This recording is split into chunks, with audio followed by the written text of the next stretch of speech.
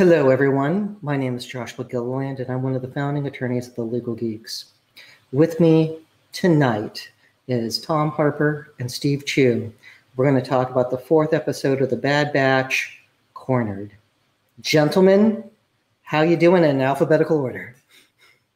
I had to look at our last names. Yeah, I guess I'm first. Oh. We've known each other for how long, and you made me nervous there, Josh.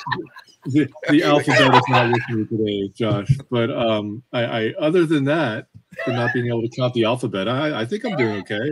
How are you, Thomas? You're gonna mute me for the rest of the episode. Like he can't get his ABCs right. There's no way we're taking Star Wars legal advice from this guy.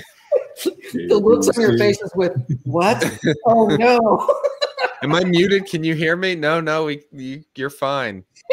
Muted. Other than that, I'm good. Maybe I'm like concussed, like Wrecker is, but You guys have long weeks. I mean, like, it's like I've done document review today, but.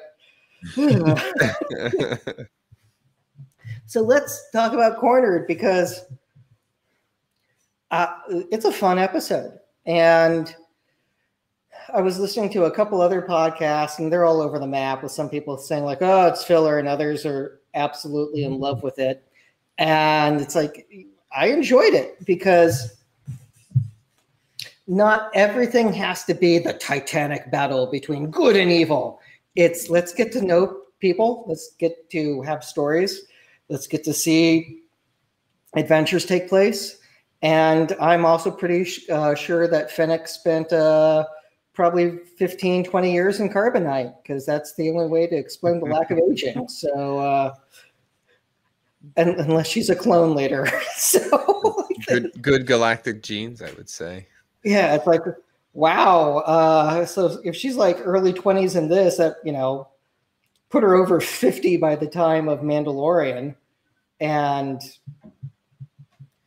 aging well. So the dark side is a pathway to many abilities some consider to be unnatural. I mean, I love and adore Ming-Na Wen. And so it's seeing her go from Agents of S.H.I.E.L.D. to Mulan to Clone Wars and Mandalorian. She's, pardon me, Bad Batch and Mandalorian. She's like done the Disney trifecta. Few people have pulled that off. Yeah. And she's really developed a reputation as a butt kicker. I mean, Agents of S.H.I.E.L.D., she's like the one-man army, or one-person army. Mm-hmm. In Mandalorian, she was pretty deadly. And then we can only assume she's going to feature in the book of Boba Fett, I think is what the next series is. Yeah. The only, somebody who comes close is David Tennant, who was in the Clone Wars animated series, and then as the Purple Man in Jessica Jones. So I'm sure he would love a live action Star Wars because, again, it seems, you throw in the Doctor Who chops, he's clearly a nerd. So, but yeah, this was a fun episode and with a healthy amount of legal topics to get into. So, and I will just say, just to get it out of the way, Ming-Na Wen, I've been a huge fan of her from all the way back to the Joy Luck Club and before. She's one of the few Asian American actresses who has a relatively high profile, known certainly within the Asian American community, and then I think has become more known to broader pop culture as a whole. So it's wonderful seeing some representation. Yeah, I like this. I am really growing to, if I didn't already, to really despise the phrase filler episode because it just speaks to like a lack of understanding of how an episodic TV series builds character and storylines. They've made this very clear that this isn't Rebels or the Clone Wars where you're going to get these compacted stories, micro stories over a 2 or a 3 episode arc. And they're telling a 15 episode narrative, and to do that, you can't advance the ball. Like as you said, Josh, not everything is going to be the Super Bowl of action. And I thought this was a great episode.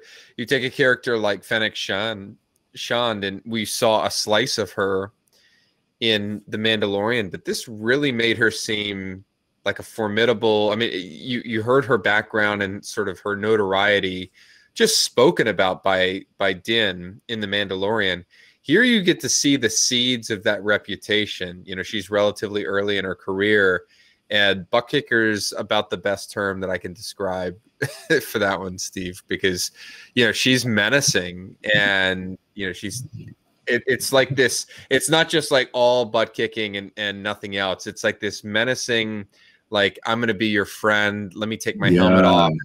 You're this kid. We'll get into some legal issues there, but it's almost this sinister quality to get the job done, instead of just this smash and grab sort of character with no real thought behind her actions.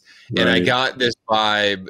It was almost like, I'm going to call back to a different franchise, but Terminator 2, like the T-1000 in that movie, where he's just coming and coming after you. That was the vibe that I got from Fennec, that nothing was going to stop her, even blaster bolts and explosions, or Wrecker. And so I really enjoyed this episode for that. So how did Hunter describe her? He just said highly trained or something like that. Some highly trained, dangerous operative is after us. Yeah. And like you said, Thomas, she's not one-dimensional. She's got many ways to beat you, and she ingratiates herself into the circle, and she seems almost friendly. Like, I found myself hoping for a moment, maybe she's not so bad, or she's going to end up on the right side here. And interesting to me was when Hunter sees her, right away he recognizes her for what she is. Maybe that's just because a fisherman can recognize another fisherman from a mile away, or they kind of know. And she takes down. I mean, she fights the Bad Batch to a standstill and gets the better of Wrecker with one move. Like when she pulled that move, my 12-year-old just called out, "Daddy, Dad, that was judo. You use your enemy's force against them in one move." And I was thinking, wow. Well, I mean, Wrecker's going to get up. Wrecker? Hello? It's like, oof. He was concussed. I mean, part of the Batch's strength is when they fight together, and them all being separate is a different situation. She is a petty thief, in addition to being a mercenary, and I mean, we can break down a lot of her actions throughout this, because telling Omega tuck and roll when you hit. So there's definitely, she's not just a mercenary. Like with the end of The Mandalorian post-credit scene, she lets one of the slave dancers go, does the head tilt for, get out. And again, through what we saw in the rescue in The Mandalorian, we have a pretty good idea of what she's like, even though this is 27 years earlier. So yeah, there's a lot to unpack with her, but there's definitely a lot of child endangerment to kidnapping or attempted kidnapping that's taking place with this. But it's and again, I have a feeling that it's the cloners who are trying to recapture Omega, which again seems weird since they were the ones who helped her escape. Yeah, so, it's an interesting backstop to all of this, because I think you're exactly right. That's who hired Fennec, but by the time of The Mandalorian, she's got this notoriety as the Hutt's top assassin. Not to say that you can't be an equal opportunity assassin and get hired by multiple clients, but it certainly seemed like the Hutt cartel sort of had her on speed dial by that point in time. So that, you know, maybe it's stuff like this that gets her sort of a portfolio of business that lands her a client like the Hutts just a few years later. But yeah, I will say, to set things up as we dive into the episode, I really liked that we went to an inhabited world again. They spotted on radar there a potential uninhabited world, and that would have been fine. I would have been okay to go to a planet like that. But we also got to go to a sort of a familiar planet, even though it's not one that we've seen before on location on screen, but Pantora. And we've seen a number of Pantoran characters, not to mention George Lucas playing one in Revenge of the Sith alongside one of his daughters.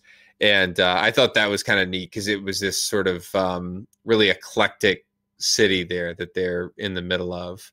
And yet they still don't fit in as they land. They're just sticking out like sore thumbs. But that was a neat backdrop to the whole episode. They're the only one with civilian attire. I mean, well, unless you count droid attire. Yeah. Yeah. It's hard, you know, because it's like, we haven't seen Tech in civilian attire, so there's but everybody else, with the exception, I could just picture what Tech would wear. He'd run like an algorithm about what would fit him in the best, and then it would, you know, just be like suspenders and, you know, high water pants, and he's like, but my data shows. So anyways, I'm thinking like some kind of high level techie, you know, guy. I don't know what a Google employee may wear, perhaps, or, you know, so or maybe like Apple, you know, very minimalist. Yeah, black turtleneck. So. Perhaps maybe a Steve Jobs turtleneck. I don't know. I absolutely see that happening. So I'm sure the model's already been created. So, but it'll be interesting if we actually do see that. So, right. So turning to the episode, they land and immediately bribe a wharfinger to, you know, not scan the ship. Let's talk about bribery, because I don't know what that guy's position was, if it was like local government or if it was just a private dock that they landed at. I don't know. But paying someone money to not do their job, bribery. I mean, like, there's no way around it. And, well, it's weird because it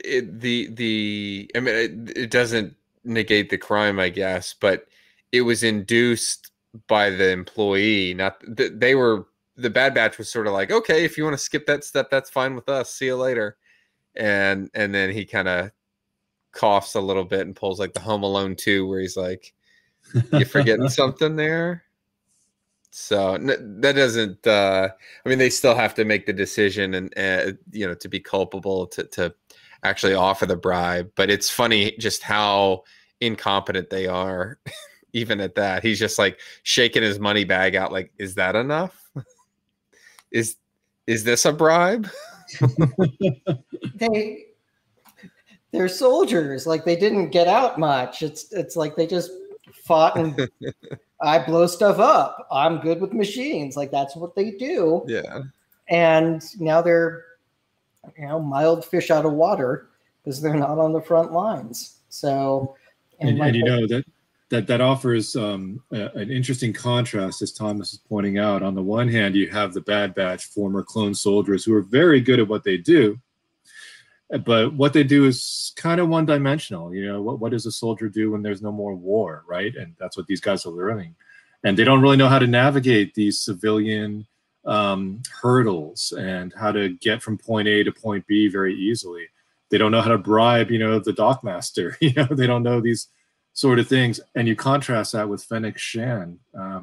She just glides in and out of there because she has been doing, we don't know how long she's been doing this for, but we know that she's very good at what she does. And she knows how to navigate the system, and they don't. So they're at a bit of a disadvantage, you know? Yeah. And so in terms of the actual crime, I mean, it's a fairly basic crime to commit. I mean, and bribery is one that I think most people just understand at a basic level. You don't have to have a law license to get it. But you do have to have a public official, which is why Josh brought up the status of this worker. And whether it's a government docking bay or not, I mean, it seems that he's in the business of scanning ships as part of a governmental requirement. So, the average airport, a small airport, isn't run by your local government or something like that. It's a business, just like many airports are private businesses, but they execute functions required by law at the state and the federal level. And I would say in that sense, they're executing a public function. And so to give them something of value, which is one of the other elements of bribery, this is like what Star Wars is great about. It just makes it clear cut. It's credits. It's not, some other favor or non-monetary item. This is just straight money out of a little satchel. To exchange that in order for that official not to do his or her duty, that's at the core of bribery there. But even it's funny, I say, like, you don't need a law degree, but like even the Bad Batch are having like a hard time, like with not like understanding what a bribe is, but that they're a little caught off guard that one would be required, that something of value would be exchanged, and then they're completely inept at negotiating said bribe. It's just, I don't know how many credits they have or how many they gave, but that docking official, I think it was an Ognot, he seems to think he got the right end of the deal out of it. So go ahead, Josh. Yeah, no honor among thieves. No. They didn't get the military discount on the bribery, I'll tell you that. Yeah, no 10% or 20, whatever, Nope. It's interesting. They are continuing with the fish out of water theme that we've sort of identified here. It reminded me of some other examples from other universes. Josh, of course, will remember this very well, but in Star Trek IV, when Captain Kirk and crew go back to San Francisco and they need money, they don't know how to get it. So they sell some old glasses that McCoy gifted to Captain Kirk, or then Admiral Kirk. They go to an antique store. They have no idea how to haggle. The store owner says, "I'll give you $100 for them," and Kirk goes, "Is that a lot?" And I mean, what's the store owner going to say, right? No, I'm ripping you off. No, get out of here. And then they get all the money and they try to get on the San Francisco Muni bus, paying for like $1 fare with a $20 bill or something, and they get kicked off. That's the Bad Batch here. They're like, "Oh, you need a bribe? Okay." They pull out all their money on the table, sort of, "How much do you need?" I mean, what's the guy going to say, right? Like, "I'll take the whole table. Yeah, thank you." On the legal issue of bribery, I think Thomas has really just nailed it very well, and that is that the status of the I don't know what his name is. I guess I'll just call him the Dockmaster for lack of a better term for now. He had a code name, but I didn't write it down. Yeah, I missed that. But I think that whether he is a public official in some formal capacity, or if he's just a private guy running his own little hangar, I think we will get to the same place, because if we analogize to the United States, there are many small airports, small planes, and the FAA, the Federal Aviation Administration, they don't run every airport out there. They don't have enough air traffic controllers. So what they do, and the government does this frequently, when the government doesn't have enough personnel to staff, every remote location or every location that has a need, they employ the services of people who do live there, locals. And they say, "Okay, well, we'll sort of, license you to operate in this capacity. You have these rights and responsibilities. You need to make sure that any aircraft or spacecraft that land here, they're following these rules. You got to check them out, do this list of, follow this list of this checklist of things." and just make sure that everything's kind of running properly. And in exchange, you have some official authority. Perhaps we pay you some as well, because we don't have to hire a new person. We're just kind of using your services, and you almost become an independent contractor. The government does things like that very frequently to fill various needs. So even if this guy is a private person, he's still engaging in what can be described as some form of public function, a public task. So he probably has been licensed by the equivalent of the FAA in this planet. He's got some responsibilities. He's not supposed to accept money so that he'll turn a blind eye. And ironically, he's not just bribed. I mean, he's sort of double bribed, right? I mean, he's bribed by the Bad Batch on the one hand, and then by the bounty hunter Fennec on the other. So this is not exactly your high level, elected official. This is sort of a lower guy. And I think we're left with the impression that, he would sell out probably any friend or any acquaintance for the right amount. He's not exactly someone that you can trust. And I think if the authorities find out, although the Bad Batch probably isn't quite, wise enough to realize, oh, they should report him. But this guy could be in a lot of trouble. And we may see him again too. Who knows? The episode leaves that option, leaves that question open. But what did you think, Josh? I think they won't go back, but nor should they. Yeah. Yeah. A bad Google review. Yeah, it's like on the flip side, Fennec is not just bumping people off. The Empire's mistake is they don't take prisoners. If taking POWs and questioning them, they could have found, like where Saw Gerrera's guys went, or say the location of Yavin 4 if they hadn't, killed the entire crew of the of Leia's blockade runner. It's stuff like that. It's like none of those guys talked. Were they all that disciplined, or did they all die? I don't know the answer. But she understands repeat business, and the Empire does not. So I think that's a big thing. I also think we see in this episode, the clones transition to stormtroopers. Even though the helmets don't change yet, that they're very stormtrooper-like, and we're going to throw a parade through town. So it's, they haven't started celebrating Empire Day, but this is like a week in. Yeah. There's no more, it's all the whitewashed armor now. There's no more individualized armor, no more echoes or fives or anything like that. So that's a good observation. Yeah. So it's scary too, isn't it? It's scary just seeing how rapidly the Empire's influence has spread. People are cheering for them on the one hand for the end of the war, they're celebrating, but on the other, they're sort of welcoming this new government that is offering, hey, turn in your money and you will get new Imperial credits. And everyone's just, oh, this is great, this is wonderful. And as Hunter says, they're moving much faster than I expected. Like this is not good.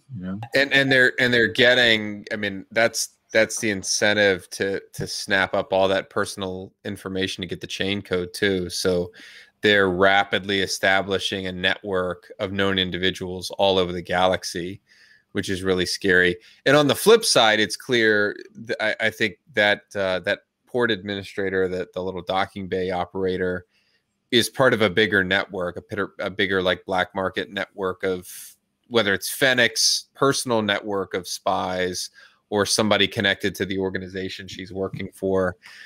That's really inventive. I mean, that's somebody with some connections and some know-how that's gotten plants on places like Pantora in a strategic place too. You think about like, where's somebody of value going to be located on a random planet? Well, like probably the guy working the docking bay that people are coming in and out of. So, hey, if there's anybody that I can pay or have on the payroll to help me out and get critical info on bounties, why not that person? So I thought that was kind of cool, a neat little parallel. The Empire has spies everywhere, right? That's right. It also raises an interesting issue of, was this planet occupied by the Separatists? Because, doing a World War II comparison, it makes sense that the Allies were welcomed in places that Germany occupied or Imperial Japan occupied, and that the liberators were there.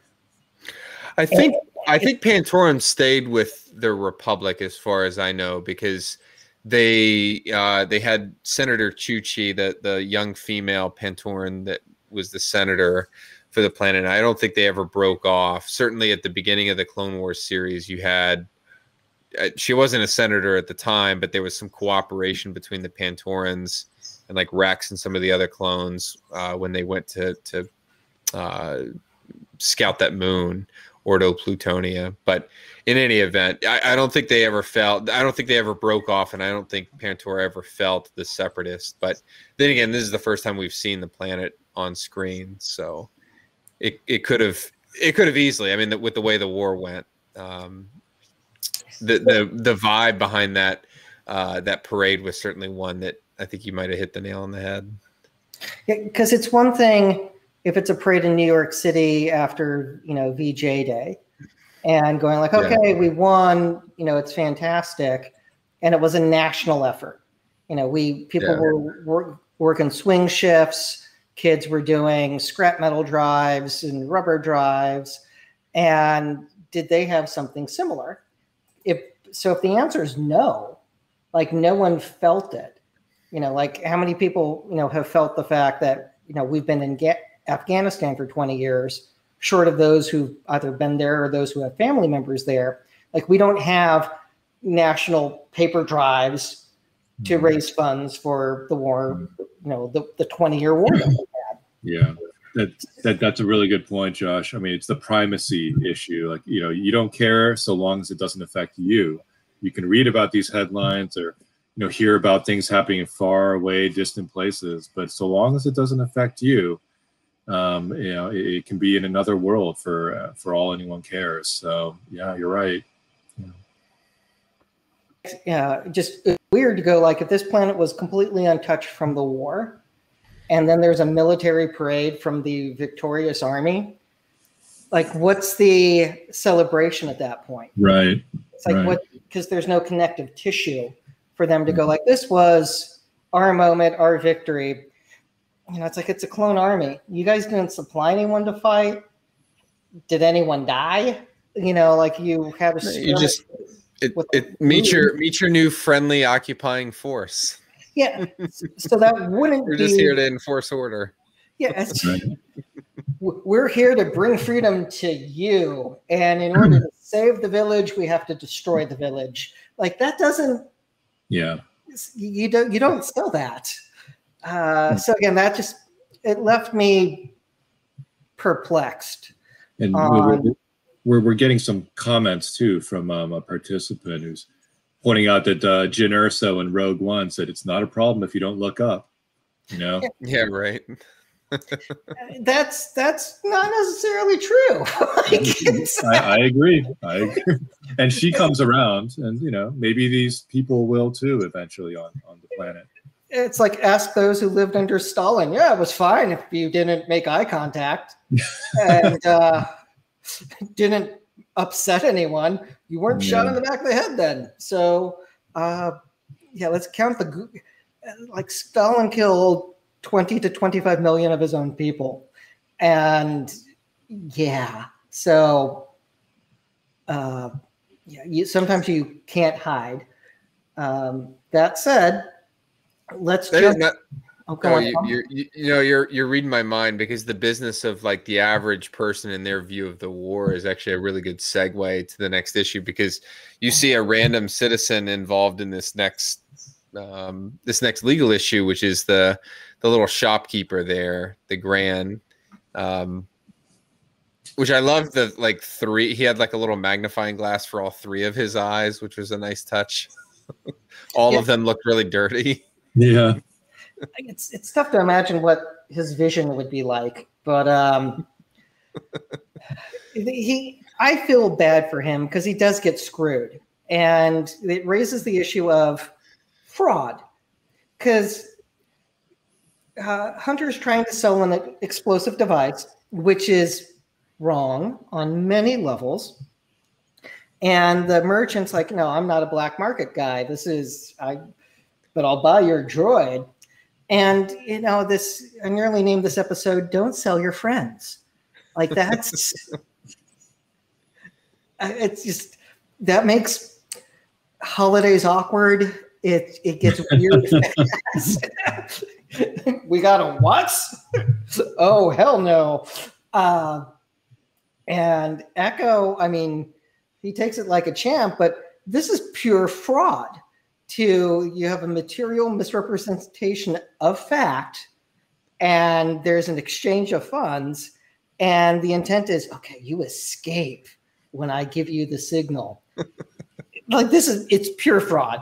And the fact I just love that he's not upset with the fact that they're committing a crime to get money. He's upset with the amount of money required in the crime. Not that they need more money, but that he's worth more. How much am I worth, really, right here? Just lay it on the line. How much is a clone soldier? I don't know the bottom line, but it's more than 2,000. More than 2,000 credits. Come on now. Have you guys watched Ted Lasso? Yes. Oh, yeah. Awesome. Yeah. When they do the auction and you have some of the players getting their feelings hurt, I'm only going for what? Yep. No one wants to find out they're the bargain deal. Like that would be hurtful. But at the same time, you just sold one of your buddies with the intent of defrauding someone. So there's no buyer beware in this situation either. It's not like you can defraud somebody and it's their fault that they didn't discover the fraud. This isn't like you're buying a used car off somebody and nobody knows that there's an oil leak or the seller doesn't know. And you just don't do your due diligence to check out the car and you miss the oil leak. Well, that's not the seller's fault. Now, if they know that something's wrong with the car and they just failed to disclose it, especially if you ask about it, then that's a different story. But, had he just maybe lifted up the visor or, I don't know, punched it or something, he would have gotten it pretty quickly. But that's not on the shopkeeper there. It's diagnostic. I mean, it's like caveat emptor to the worst degree. Yeah. And there's no release. So there's no, this is an as-is droid, and it might have some human parts. So it's not a total lie, because I mean, on some level, it's probably true, but. Well, yeah, I mean, you've got a bunch of problems. This is an oral contract because there's nothing in writing, so there's no specific terms. Usually, you need an instrument in writing if you're talking about a certain amount of money or land. Chattel, perhaps. Does a droid count? I mean, we're in some gray area there. I don't know if that's been definitively decided. And as you both point out, this is a little different. The seller knows for certain that he is not selling the buyer what the buyer believes they are getting. So there is definitely some fraud. There's no meeting of the minds here. So there really isn't any contract. I think the Bad Batch, we were just talking a moment ago about how they're sort of fish out of water, but Hunter seems to be learning how to fish pretty quickly here. He kind of gets it done. So yeah, and Echo's around, so there's a little of that as well. But still, it's super disturbing. We don't need to dive down the rabbit hole on it, but the other piece in this scene that you touched on, the sale of military property, that's actually something that happens, not with frequency, but it's something like I've prosecuted that crime in court martial. But from time to time, you will get military members that are issued, lawfully issued certain equipment. We get the average soldier, even a low-ranking soldier, is issued just thousands upon thousands of dollars worth of equipment, some of which is sensitive and potentially dangerous, like this explosive item. And so, not only is it a crime to do, I mean, it's larceny if you're, selling that, you're stealing it from the government, you're taking it with the intent to permanently deprive the government of that piece of equipment. But it can be an aggravating factor to sell something that's a sensitive item. So I had a trial where we had some folks that were selling like night vision goggles and some other like high end. They were selling them because they're high end, highly sought after, and high dollar value items, but they're also very sensitive, and the government doesn't want those things out on the market. And all it takes is an unscrupulous pawn dealer or somebody like that, and you'll never find those things again. And so the government goes after that stuff pretty hard. But that's the risk here. You've got all these like millions of clones across the galaxy, and probably a lot of equipment. This little bomb is probably one of many that are out there. But it's funny that the shopkeeper won't. He's very quick to say, no, I'm not just going to take any old thing like that. So you might have an attempt there, but the shopkeeper was more interested in dealing in other government property. One other point, and maybe a closing thought as we move off of this and into the next issue, but does it make you guys feel any better for the clone's position when, as Echo leaves, he appears to offer the shopkeeper some money to try to kind of make it right a little bit? Does that help them, you think? I don't know how to feel. I really don't. It's like, sorry about the damage. Here you go. It's like Han Solo walking out of the bar, out of the cantina, right? Oh, sorry about the damage. Left him that coin, yeah. Or Clark Kent in Superman 2 beating up the bully, breaking the pinball machine or whatever it is. And it's like, oh, yeah, sorry about the damage. Here you go. Good comparisons. I still feel that's weird. And, because he also borrows the other droids. Oh, like, yeah, that's true. Follow me, boys. We're going in the field. It's like he's temporarily renting them. That's all. Oh, yeah. I think there's a bailment, right? Yeah, right. Yeah. Well, and they, with the exception of the manager, the astromechs were like excited to get out and actually do their thing. Yeah. A jailbreak, It's like we're trapped in this closet doing work, so we're supposed to work on Starship. So this is what we're supposed to do, and we're happy.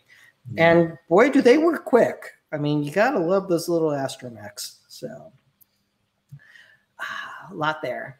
Well, let's get to the next issue, and that's hiring a bounty hunter to kidnap a child. And we've talked a lot about bounty hunters because of Mandalorian. They're supposed to go after bail jumpers. When you start using bounty hunters to kidnap people or murder, that's now murder for hire, it's solicitation. That's not what they're supposed to do. So, like, the term bounty hunter really isn't right for her. It's mercenary makes more sense. Hitman, there's a lot there. Either of you want to jump in on child abduction?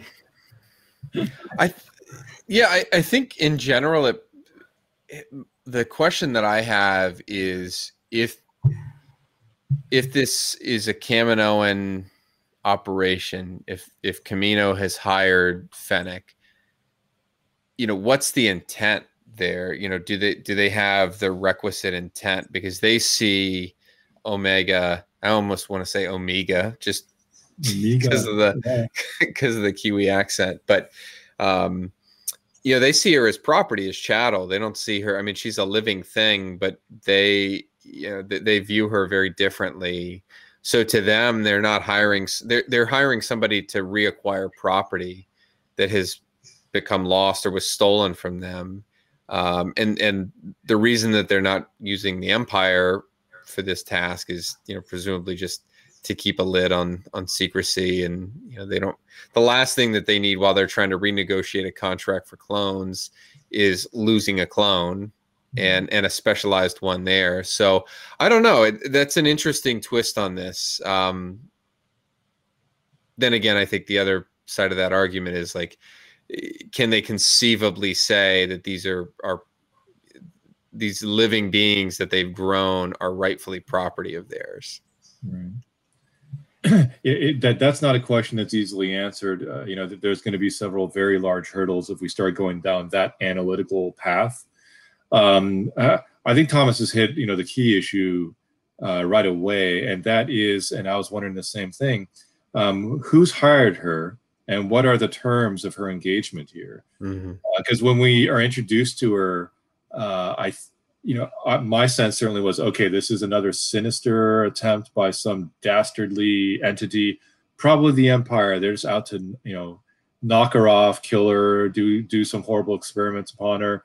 That would certainly seem to fall into the category of, all right, bounty hunters are not being used for the purpose for which they were intended within the sort of legal definition of a bounty hunter, because as we talked about earlier, you know, extensions of the government through the FAA operatives or, you know, people who work with the FAA, that can be appropriate when the government doesn't have enough resources. Bounty hunters can fall into a somewhat similar area, legally speaking, because they essentially help law enforcement, and law enforcement can't be everywhere at once. So sometimes law enforcement asks for help, and bounty hunters can step in, and that is a function that can be served, and you know, they're within sort of a legal okay zone. So if it's the Empire and it's all these sinister motives and you know, terrible kind of parameters for the contract, then I think we can say that, yeah, this is really not legally appropriate. It's not going to stop them. I mean, you know, some horrible person that's going to hire a bounty hunter, they're not really going to be caring much about whatever intergalactic laws they're violating. However, you know, we really need to know more context. If we add some additional facts here, and it does turn out that the Kaminoans are behind this, and we know that they're running some kind of side hustle, some kind of an angle where they are definitely, their interests are not fully aligned with the fledgling Empire right now. And they created Omega. They just want her back for some reason. She's going to serve some larger purpose. Even if that all gets exposed, I think legally, the Kaminoans and Fennec, they've got a pretty good legal leg to stand on to say, look, this is all above board. Omega, maybe she's not property, maybe she is, but the Kaminoans have some kind of right to her, and she skipped out, so I'm bringing her back. You know, if it's not property, maybe they're considered her parents. You know, so you know, it is fully legally appropriate in that situation for the Kaminoans or someone like that to be hiring Fennec. I do not accept hiring Fennec to recover property because people aren't property.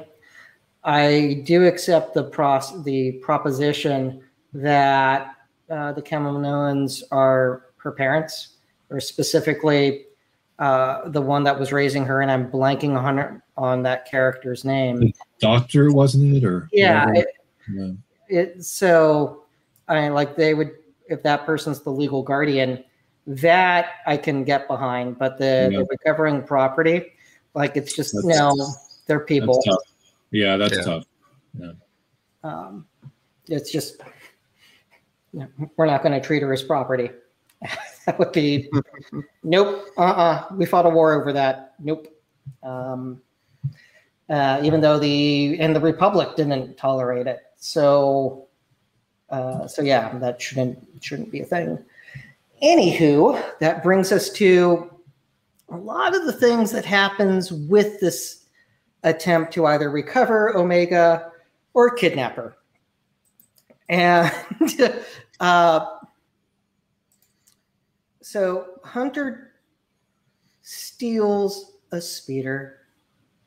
Fennec does some carjacking and kills police officers.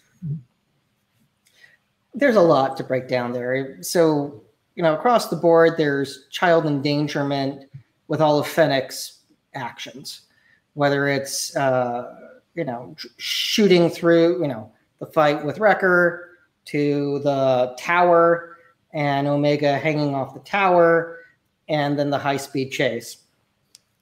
All child endangerment. I'm not the parent here. You guys each are. Like, your reactions to that. This is it's a very action-packed, and I would say a classic Star Wars action scene. We don't see this so much in the live action movies, but we've certainly seen it a lot in the Clone Wars animated show and many other animated series. And we see the same issues arise again and again, because what we have is a chase that starts somewhat innocuously and then just becomes so much more. It's like, oh, hey, I'm going to borrow your bike. I mean, he doesn't even say this, but yeah, I think his intent certainly is, let me use your bike to so I can rescue this kid, sort of like my kid. I think he's starting to see her as his child, and I'll bring her right back. And, okay, no harm, no foul. It's going to be quick, no problem.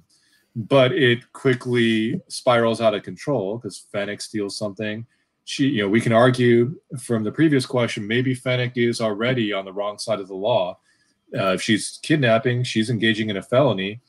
And during the course of this dangerous chase, and it's remarkable how dangerous it is because they're very high up in the air, high altitude, moving at extreme velocities. One little turn here or there can inflict tremendous damage and injuries on other people. We certainly know they cause damage.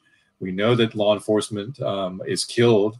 Other people may very well have been injured as well. So, any injuries or deaths during the commission of a felony would then be chargeable to the person who's engaged in the act under the felony murder rule. So Fennec would certainly be in a lot of legal jeopardy from a criminal standpoint, certainly, and then not to even begin to speak of the civil liability. But Hunter, yeah, he's going to be in some trouble too.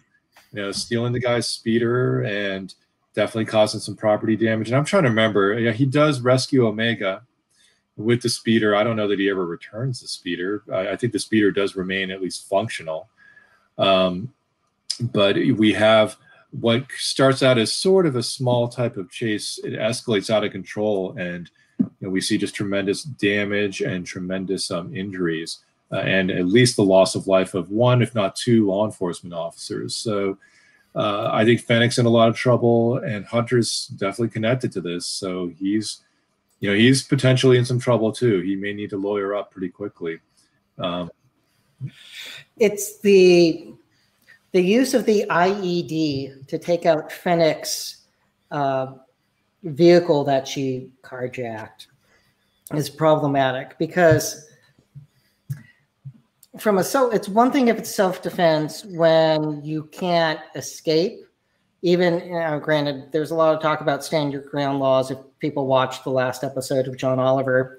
But I do think he got part of it wrong because California's had stand your ground since like the 1840s. We've had it the entire history of our state. It's getting applied differently in places that are passing it right now. And in the way that people are acting because of it is not the way it should. It wasn't intended. He's on a speeder. They've separated. She's not firing at them, but she's still a threat.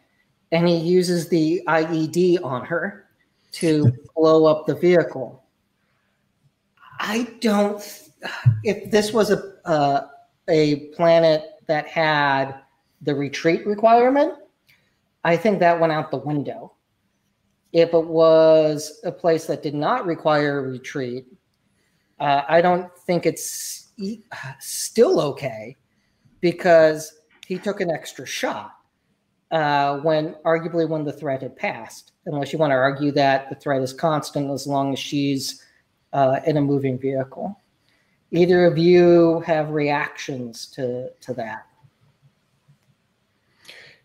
Yeah, I mean, this was where I think the sort of desperation of the whole episode came to a culminating point, because I think Fennec is at her sort of sloppiest, if you will, in terms of creating ripple effect problems for herself as this chase unfolds.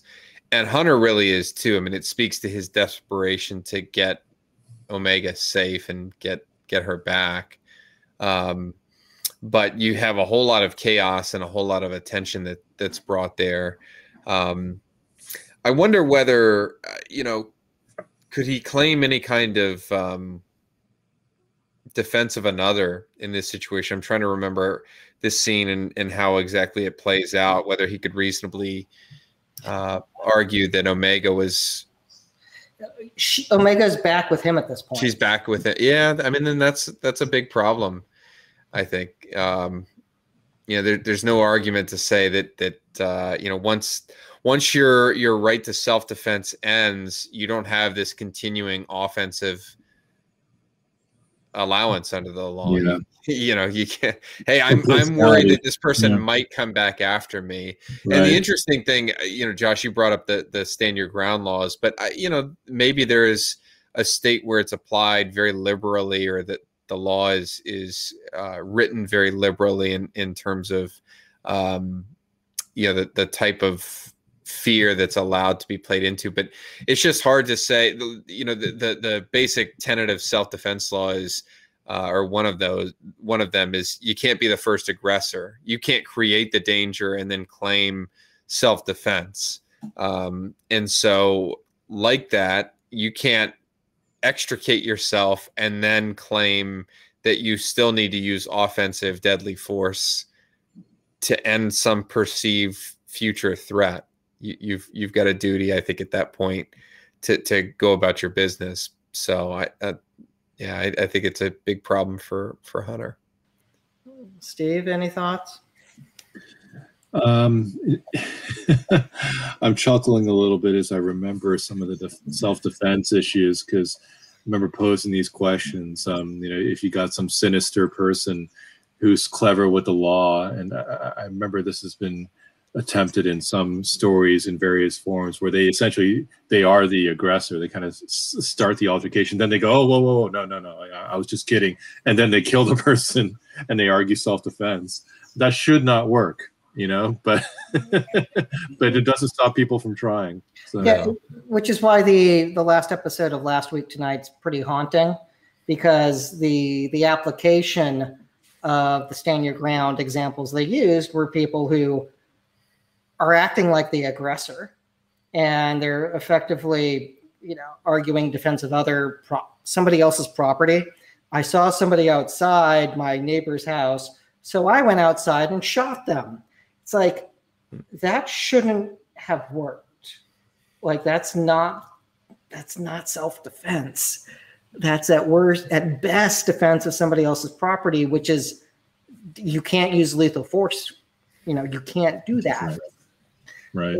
And so when seeing examples where people go out and seek danger and seek a confrontation, and then they have lines memorized from a self-defense group saying, oh, I feared for my safety. It's like, you went out and confronted them. Like, it's a very different situation. And the line that I would use in my opening in defense of Hunter, though, I would it'd be perfect. She was too dangerous to be kept alive. I rest my case. I wasn't just defending Omega. I was defending the galaxy. Here. The galaxy. Yes, you can't have this scurrilous too assassin dangerous to live. Yeah. And I get to decide that, Your Honor. Yes. Yeah. No. It's been decided. Nope.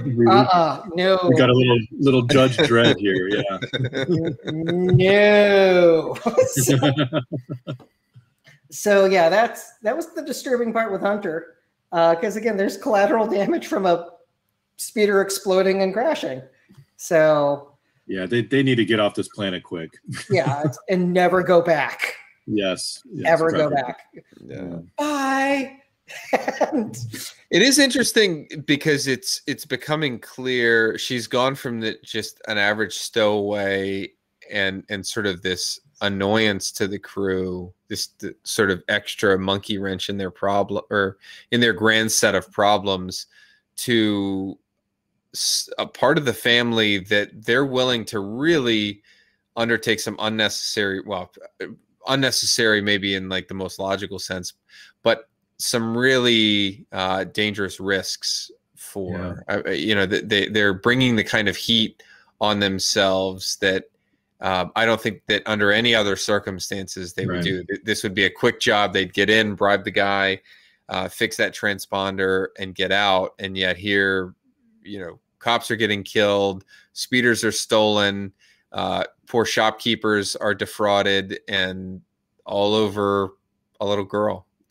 And I think that's awesome. That's why this is not a filler episode, because if you watch this and you don't see the development of that relationship and like Hunter's just continuing attachment, growing attachment to this little girl, and the risks that it's putting the larger team in, you know, you're missing something in the episode. I don't know. Yeah, the progression of the relationships is a big theme here, and because she's a child, it's endearing, you know, and at least that's how it comes across. Sorry, Josh, go ahead.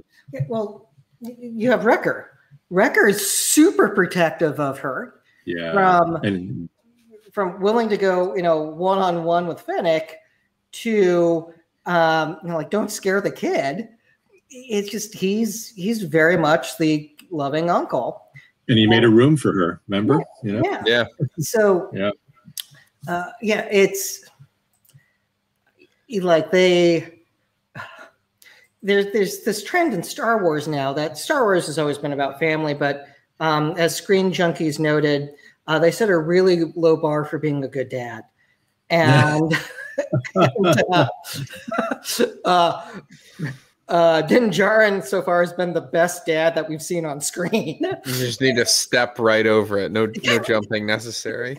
Yeah. Did you cut off your kid's hand? No. All right. So like already Dad of the year. It's like already like way up there. Have you committed a war crime lately? No. Fantastic. So, but they're following this, and I don't know if this will be a new, if it's a new theme that, but the fact we're seeing it twice is impressive, that people who normally would not be raising a kid are raising a kid, and it's not obnoxious. It's like, so like it's good storytelling with heart.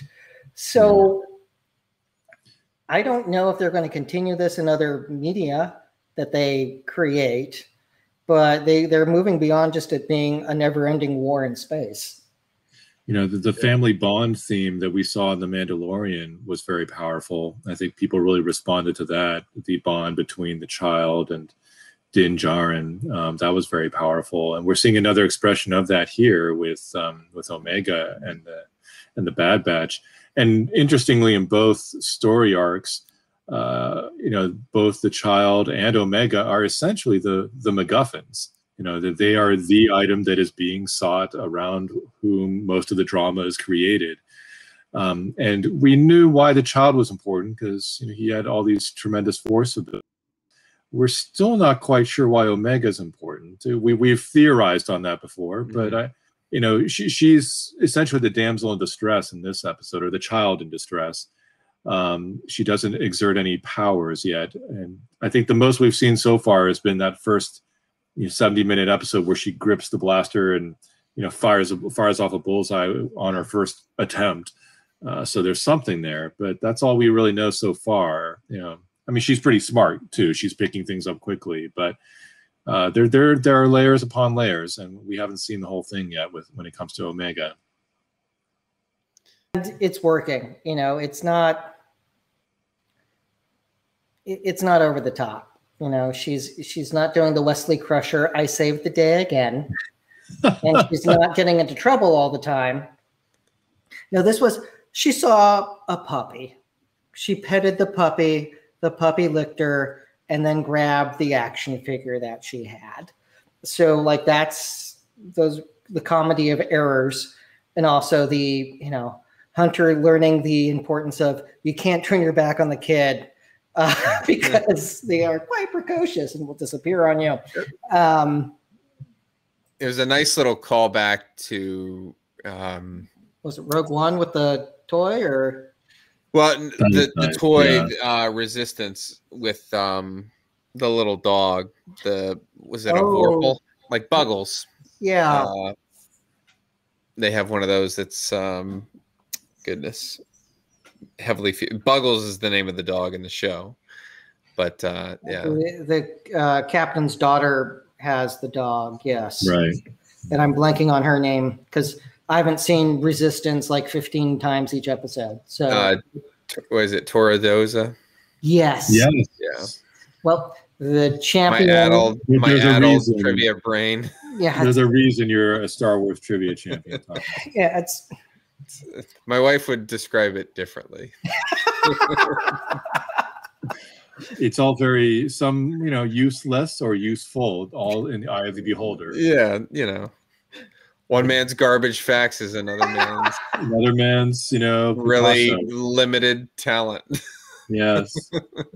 Yes, it is. So yes, it is. Well, that covers all the main issues that we saw this week, and it's a meaty episode. Each one's been pretty meaty with legal analysis. High speed chase and killing cops, that generally is, there's a lot. That's a lot for us to dig into. I think Fennec's going to be on their tail the rest of this season. Yeah. It's far from the last time we've seen of her. Yeah, and we'll see what character arc she gets. I still wonder about her age because it's like, because again, it's like, is this the universe where basically anyone not on Tatooine is going to be very well preserved? Is there just great moisturizer and health care that keeps them young looking, opposed to Kenobi, Uncle Owen, and Aunt Prue, who look like they put on 50 years in the span of 19. So it's what happens when you don't use sunscreen. Yeah, there's some kind of fountain of youth out there in the galaxy far, far away, and some people know about it, some people don't, I guess. It's like a great spa. So they Fennec and Bo-Katan made it there. Yeah. And Kenobi did not. So it's not so much. You'd think the Force would preserve him, but I guess not. No. Well, again, they there's only so much forethought in doing the prequels. Yoda only promised to train him how to commune with those who had turned into the Force. He didn't tell him that he was going to make him look like Paul Rudd. Yeah, I was going to say Paul Rudd is the standard. From Clueless to Avengers Endgame, he hasn't aged a day. No, just the painting in his attic. So right, my goodness, yeah. But he's good. So with that, everyone, thanks for tuning in. We'll have a lot more to talk about. There's a lot of new content coming out that's super fun. So I've just started watching MODOK on Hulu, and it's hysterical. And so we'll dip into that. So everyone, stay safe, stay healthy, and stay geeky. You all take care.